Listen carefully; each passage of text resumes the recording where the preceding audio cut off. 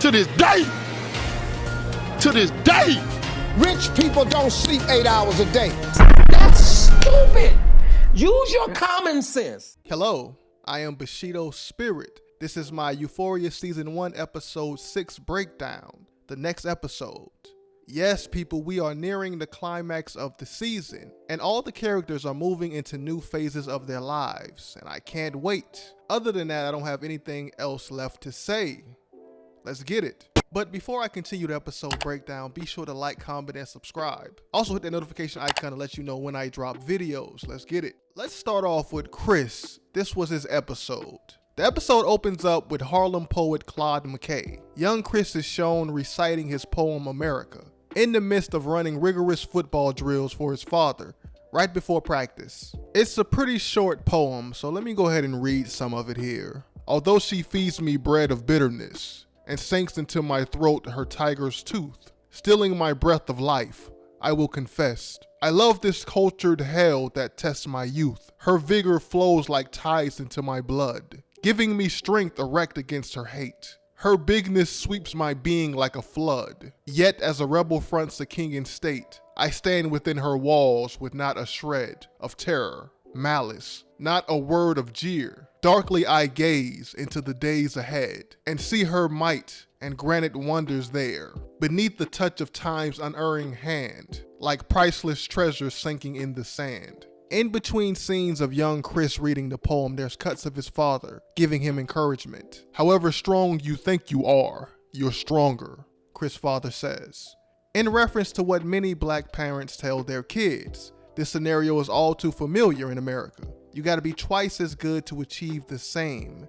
McKay's father, and probably his father's father, instilled that. To push on despite circumstances unforeseen and immeasurable odds. Not only that, but to have reverence for it, the struggle, because it gave you strength, which resulted in your success. The classic, what doesn't kill you makes you stronger. And that type of love-hate relationship is the crux of the poem. It's also the crux of Chris and his father's relationship. See, Chris was a shy kid, and his father's vigor helped him get over that. Football got him over that, and the results were hard to ignore. Chris was recruited. He got picked up by a Division I college team. All his efforts were finally being realized. Yes, he began to dream of making it to the NFL and build an empire. But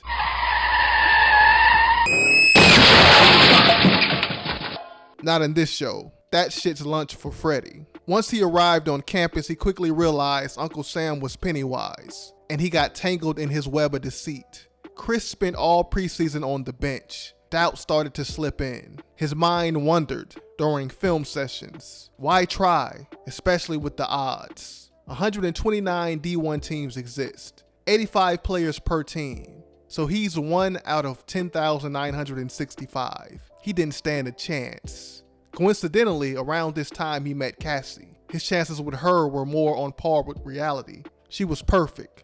Fuck practice. Fuck Cassie too. Literally, all the damn time. He liked the way she made him feel, the way she dressed, looked. Her presence was felt. When she walked in a room, attention was demanded, but sometimes for the wrong reason. Chris would obsess over pictures and videos, the rumors of her checkered past. He heard from others, including her mother and Nate. Cassie's body count was overwhelming. He thought, this girl has no self-respect.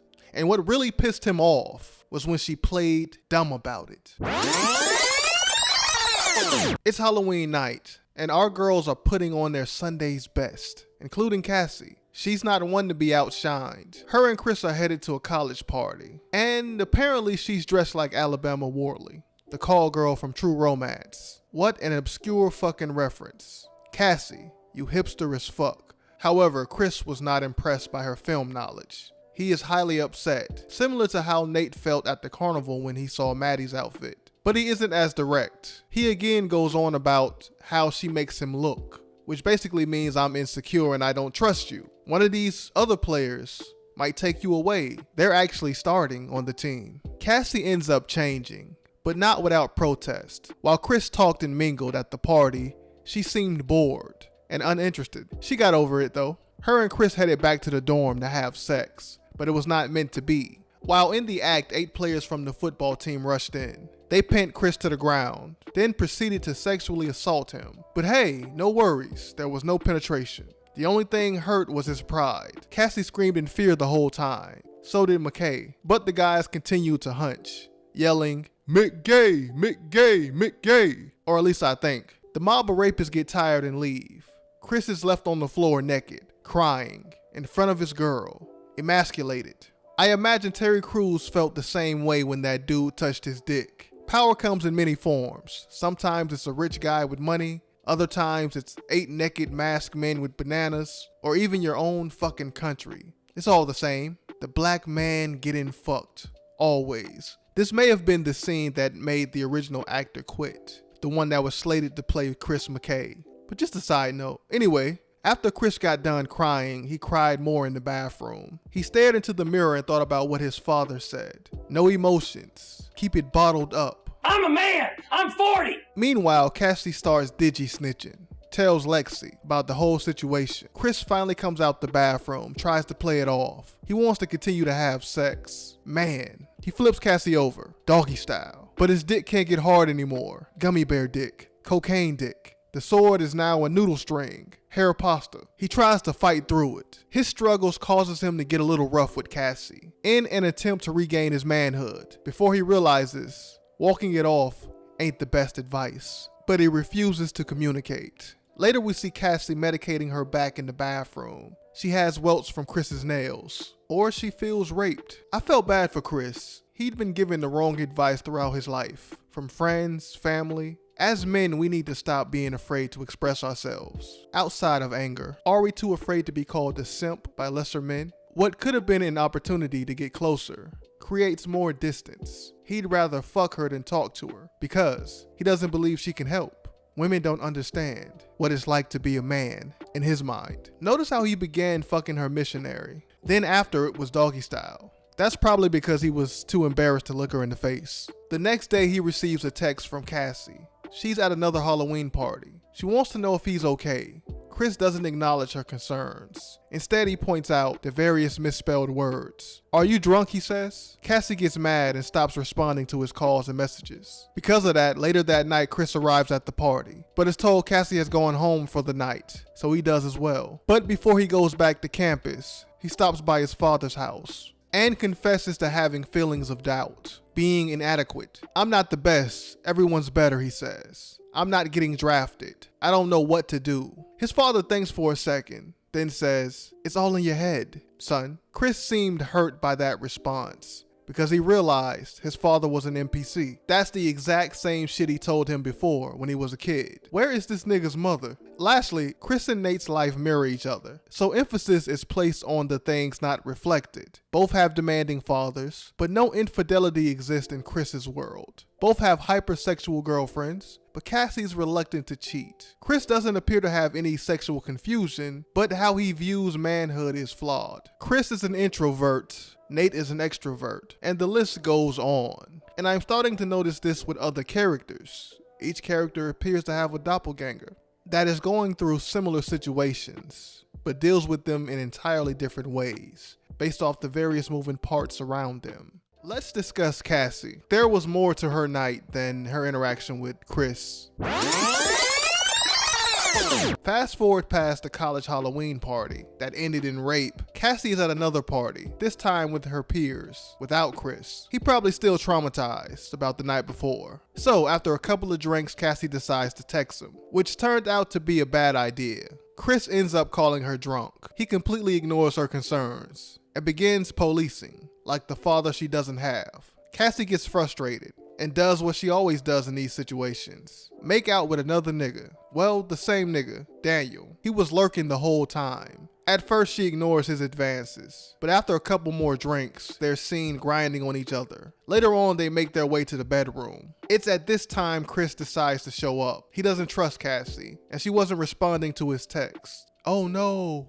But Lexi comes through in the clutch. She tells Chris Cassie went home. Meanwhile, upstairs, Cassie makes out with Daniel. However, she isn't ready to go all the way just yet. She still loves Chris. Daniel gets mad. "I'm tired of this teasing. You gonna fuck me or not? You're so boring. You're not interesting at all." Guys only deal with you because they want to smash. Like me, no guy truly loves you or cares about what you think. Damn, he reads the shit out of her ass. Cassie starts crying, because deep down there was truth to what he said. She can't just be the fun girlfriend who's one of the guys all the time. She doesn't seem to have value beyond sex, and that's her only response to problems. Sex and drugs. She is just like Maddie. This episode ends with her coming home from the party. We see her in the restroom, looking at a box of tampons. It's half full, and she says, fuck. Has her period stopped? I don't know. Ladies in the comments section inform me on that. And if that is the case, I called that shit 2 episodes ago. Moving on to Rue and Jules. Rules, which their relationship has none. So Rue is left with the task of chaperoning Jules at the Halloween party. Something is wrong, clearly. Because before they even get to the party, Jules is drunk. Drunk leaving the house. And at the party, Rue sits and talks with Lexi while Jules just wanders off. And the night sorta continues this way. Up until Rue spots her sister Gia, smoking with Troy. Ah shit, these niggas again. Well, one of them at least. She pulls Troy up and interrogates him with the help of Lexi. Being an addict comes with advantages, she says to Troy. I know a lot of convicts. What's funny is she rattles off a bunch of names of characters from the TV show The Wire, but Troy's too young to understand the reference, so he is completely fooled by this charade. But Rue doesn't tell him to never see her sister again. She cares. She just wants her sister to be safe. Also this episode, Rue finally makes up with Fez, but Fez seems to have already forgotten. I believe his words were, I never take what an addict says seriously. They're just looking for an angle. This was such a sweet scene, but it gets ruined by Jules. She stumbles over towards the pool and falls in. Rue goes over to talk to her. And gets pulled in. And this was the straw that broke the camel's back. Rue leaves the pool and runs to the bathroom. There she cries. She knows something is wrong, but Jules is not saying anything. She feels Jules is slipping away. And is she the reason Jules is acting so standoffish? Is she a burden? Which is a good question, because she is. Jules is burdened by Rue's sobriety. She's forced to maintain this relationship, fearing Rue's relapse if she ends it. However, that's not why she's drinking at the party. We'll get to that later. There are several things to mention with her storyline this episode. 1, Jules is actively fighting against being in a serious relationship with Rue. Several times this episode, Jules pulls her hand away when Rue tries to grab it. One positive thing for Rue is her friendship with Lexi grows stronger. I don't know if it'll lead to more than that.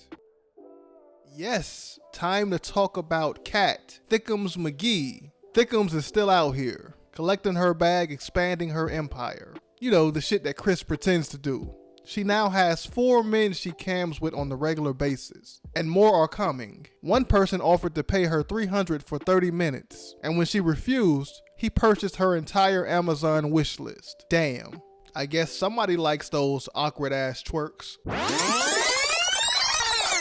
Fast forward to the party, and she's dressed like a nun. God about to strike her dead. Dead. Anyway, Ethan pulls up out of nowhere. I think Kat should check herself for tracking devices. Ethan wants an explanation for the cold shoulder he's been getting. Kat, being an asshole, still doesn't tell him. Instead, she says, stop playing games. If you want me to suck your dick or fuck you, just say so. Which is like opening up to an attractive girl on Tinder, only to find out she's a prostitute. Stay strong, brother. Kat trying to redirect you to her Snapchat. At least it's free. Ethan's startled. He's like, yeah, I want to smash. But can we be girlfriend and boyfriend first? Kat scoffs at that idea. Ethan just stares, visibly disappointed. The scene ends there. Later that night, Ethan comes through again. This time he has confidence. He pulls Kat into a near bathroom. The two begin to make out. Out of nowhere, Kat says, what's your body count? Ethan's like, body count? Sex? What do you speak of? Ethan's lack of an answer is an answer. Kat says, you're a virgin? No way. Then she says she doesn't fuck virgins. They get attached, which made me mad. Weren't you a virgin when McLovin dug your back out? Give my nigga Ethan some experience points. You done fuck half the city. Now you got standards? But it's fine. Ethan had it under control. He was like, I need to collect a couple more Dragon Balls before I can summon Shenron. But this tongue, he proceeds to eat the cat. Get it? Eat the cat? And it must have been good. She was moaning. Then my man Ethan gets an L. He becomes so excited performing oral sex on Cat, his trousers get soiled. Trying to hide it from her, he leaves to clean himself off. And when he comes back, she is gone. This episode ends with Cat and Daniel making eye contact. They're both still horny. Daniel has blue balls because Cassie rejected him, and Cat left virgin Ethan wiping semen off his britches. Maybe Chad Daniel can satisfy her urges. Cat's trying to not get too attached, like she did before. She fears rejection. Her way of coping is being sexually dominant. And lastly, Nate. So we gotta end the breakdown with Nate. I'm going to stop calling Nate gay for now, despite that dick-themed Pinterest page on his phone. He said he had a plan. And after this episode, I believe him. Anyway, Nate's expelled temporarily. His story begins this episode with him and his family going to an expensive restaurant. As the whole crew exit the vehicle, Kyle says, Nate, if you're innocent, act innocent. Meaning, I don't believe your crazy ass, but you are my son. That did not work. Soon as they entered the restaurant, the atmosphere changed. Almost as if Thanos touched down. Kyle tries to play it off, but Nate knows something is up. He's visibly uncomfortable. His eyes wander. The restaurant host alerts the owner. Thanos has arrived. The owner pulls Kyle to the side and tells him, is it me or is it hot in here? Look, your son's an abuser, and that's bad for business. Kyle did not like that response. They had been denied service. Him and the family makes a beeline towards the car. On the way back, Nate says, I told you that was a stupid idea. So Nate is actually feeling the effects of his actions. And since he can't go to school, he spends most of his free time lounging, driving, and stalking. Yes, he continues to stalk. Not like how he did Tyler. This time he mostly sits in his car, watching Maddie and Jules. At first you think it's that obsessive behavior he's known for, or strangely, love. But in between those scenes he's shown printing something, preparing. Also him and Maddie continue to meet after that first time, every Friday. They show a montage within a montage of their encounters. Everything seems to be going well. Maddie forgot about her neck almost being snapped off. That was just Nate's way of showing love.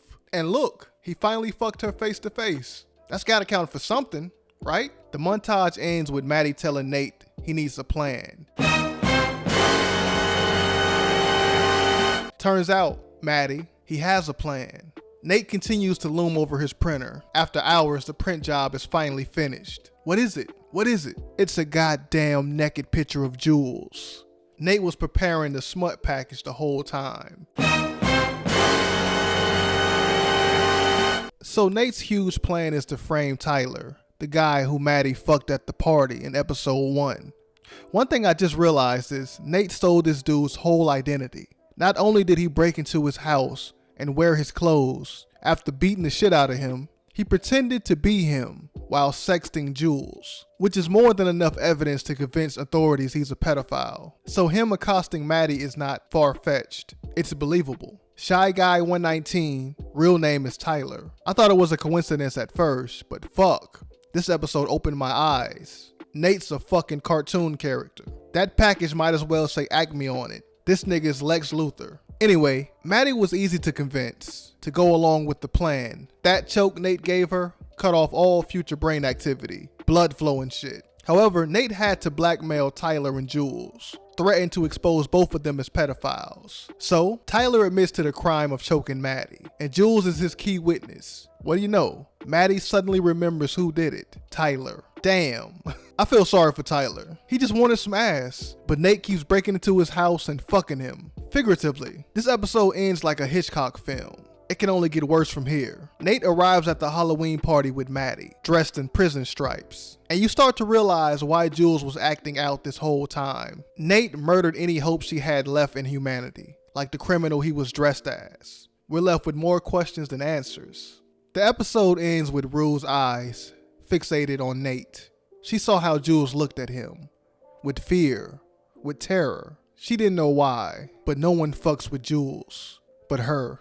Yo, I did not expect Nate to recover like that. He's a goddamn supervillain. Maddie is dead to me. She has no redeeming qualities at all. Any empathy I had for her is gone. She agreed to ruin an innocent man's life. All for some dick. It ain't like there's a shortage. They will probably try to redeem her, but I'm not buying that shit. No more Nate X Jules. Fuck that nigga. I need that Tyler Revenge spinoff. Shit, I'll write that fan fiction. Kat's about to get her wake-up call. I don't think Daniel is the right type of guy that she can take advantage of. Wasn't her last boyfriend named Daniel? Tell me in the comment section below. Anyway, that's it for me. Like, comment, and subscribe. I'll catch you on the next one.